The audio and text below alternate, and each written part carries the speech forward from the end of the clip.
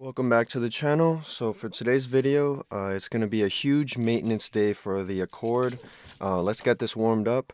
But yeah, we're going to be doing a bunch of maintenance items, including the cabin air filter, the actual intake air filter, my brakes, so my brake pads and my rotors. It's going to be a pretty busy and all over the place video, but I'm going to show you guys the process to do the cabin air filter, the intake air filter, and the brakes and rotors, and then yeah, we're gonna get into it. But before that, someone is gonna be getting a new car, so we're gonna have a little behind the scenes of getting a new car, and also just some, highlights slash I guess visuals of the new car. So yeah, just stay tuned. It's gonna be really cool, and try to comment down below what car you think it is before we actually get it, but it's gonna be a really fun video. Let them know what you're doing. Man, we are basically we're in Newport Beach right now. We are going to Phillips Auto to pick up my new 718 Spider. Yes sir, yes sir. So the funny thing is we were just there a week ago. We are back, this time with an entourage. It was just me and Kevin last time, but this is my girlfriend Taylor. We're at Phillips Auto. It's in Newport Beach. They do consignment and sales for higher end vehicles. So let's get a little tour while we're walking in. Guys, boom. So just do. Yeah, this is definitely more comfortable than the What you think? Bro, it's crazy. It is insane. It is insane. This is his new whip, bro. This is his first time in the car, so he's geeked out, obviously. But it is gonna be a 2020 Porsche 718 Spider, so definitely a sick come up. Looking forward to when I get my next car, but yeah, shout out to Kevin bringing me along, and it's been a dope experience seeing him go from the Tesla to, well, technically, oh yeah, go technically he came from a TC to the Tesla and then the Porsche 718 Spider, but not too many people know that part of him.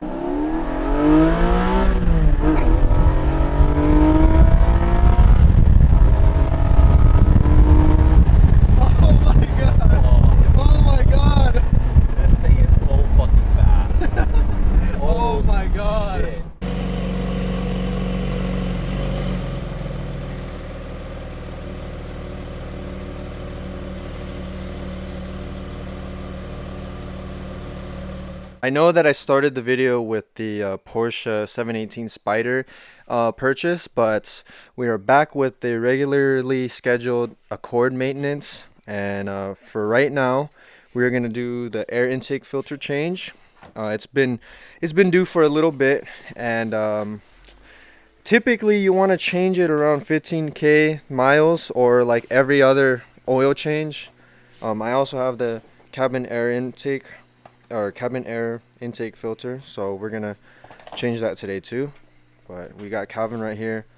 He's disassembling the intake air box, and then we'll see how much or how bad the condition is. Undoing the cover right here, it's about, how many screws is it, like four? Okay, so it's 4 screws, and yeah, you should be able to get it off basically after that. So it's a simple process, and it's definitely a much needed maintenance item that does often go overlooked. But I guess while we're waiting for him to prop that open, we can change the cabin air intake filter, and I'll be having all of these linked in the description, so if you need to change them yourself or for your car, we can get that done too. Hopefully you guys can see.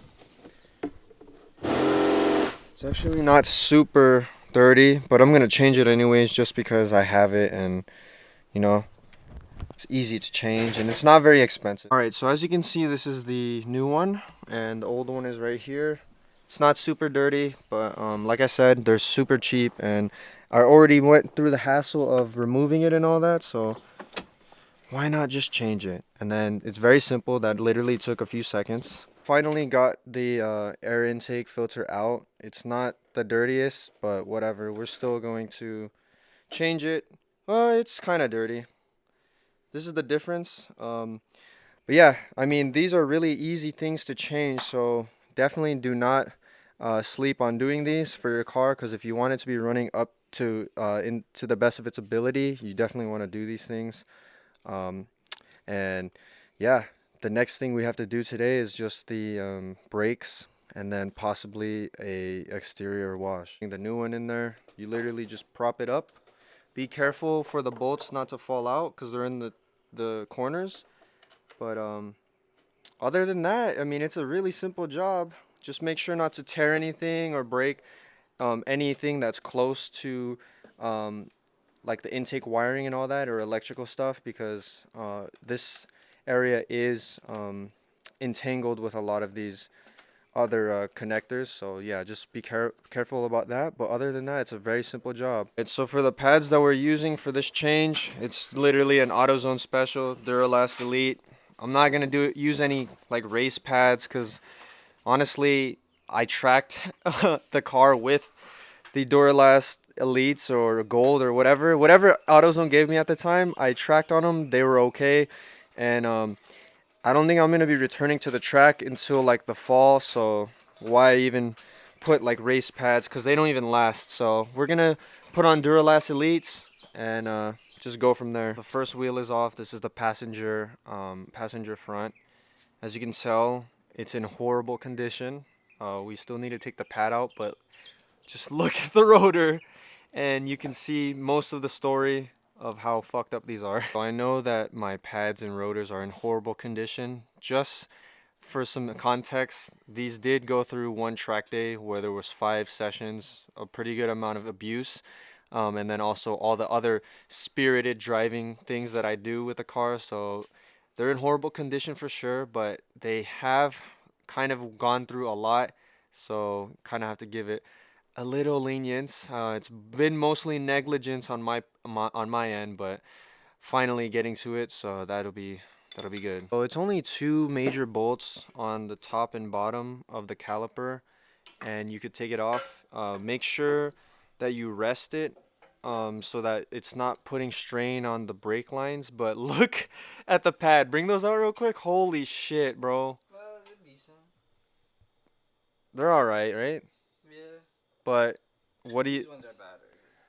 So the outer rotor is okay, but the inner one They're is, about to lose it. Right? yeah, it's pretty bad, the inner one. So good thing we got this. We're getting this squared away. To be honest, the most visually fucked up one or fucked up part is probably the rotor. So we will be going to AutoZone, but yeah, this removing the wheel and then the caliper, that only took about, what do you say, 5 minutes? Yeah. Okay, so yeah, this is an easy-ish job. It's just easy actually. And then to take off the rotor, I believe you just have to crack this one, and you could pull it all right or no? Get the bracket. Oh, okay. So yeah, of course, I forgot to say that you have to take the bracket off first, but after that, you just have to bust these off, and it could just straight, like just slide off basically. So we're gonna get into that now. So the bracket is off, and now we just need to get the rotor off, and then that'll be concluding the brake change. Well, at least disassembly part, but then we obviously have to do it backwards to assemble it back together. But yeah, it's not a hard job. Just need a few tools and you'll be set. All right, so the rotor is off.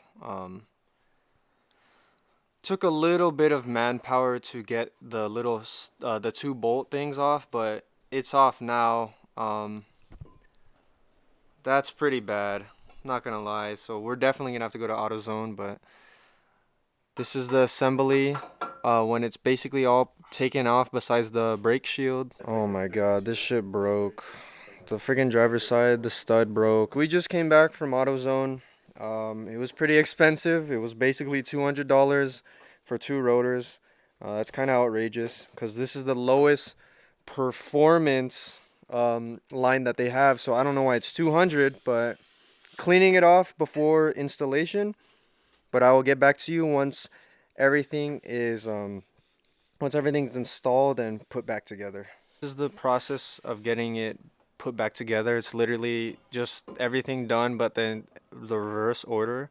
Um, it's gonna look a lot nicer because the other stuff was rusted and all that. But not my wallet is not too happy about how much I just spent right now. But at least the car will be taken care of because there's so many heat spots on this rotor that it's concerning, and it hasn't been braking to the best of its ability, to say the least. So we're finally getting it right. This one is fully replaced. It's looking way better. Both the pads and the rotors are replaced. So I'm looking forward to how much better it stops because as you can see, this one right here is struggling really bad.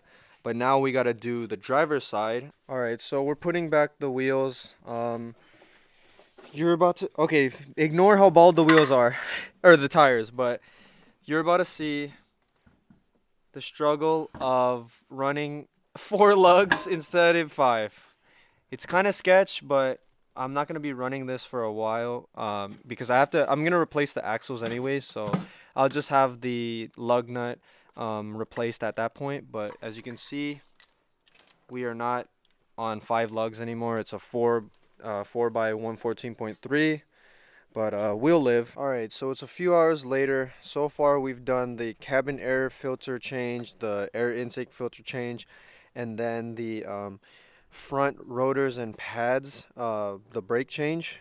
We also ended up breaking one of the studs, unfortunately, so I'm gonna have to wait to get that replaced once I get the axles replaced. But the last thing we gotta do now is gonna be the exterior wash and the headlight polishing. So here it kind of looks, you can't tell that it's super dirty from this far away, but when you start getting closer, you start seeing just how dirty the car is. And you can tell right here, you can see the brake dust. And yeah, the car's just generally in need of a huge exterior detail, and that's what we're gonna try to do today. But yeah, let's get into that right now. So as you can see, this the headlight is not the most faded, and it's not super like cloudy, but you can see there's some cloudiness in it. So we're gonna use a headlight compound. It's for basically buffing and polishing. It's not gonna be a permanent solution, but it does well for like a few, 2 to 3 months. It's usually keeps its clarity. I'm honestly not looking for like the most clear headlight. I just wanted to get it cleared up after it's been a few months. And yeah, it's just an easy and quick maintenance item you can do, and you can include when you wash the car and stuff like that. So yeah, we're just gonna do one pass and see how much it fixes it, because we also have to do the other side, and we're running out of it. So I don't know if you guys could see the difference, but this literally only took like a minute or so, and I can see a difference, especially after the wash is gonna, once that happens, it's gonna really bring in the whole clarity. But it really only took 1 to 2 minutes, so I definitely suggest you guys to do this whenever you have the time, and when you after every so often with the washes, it's definitely good to do this.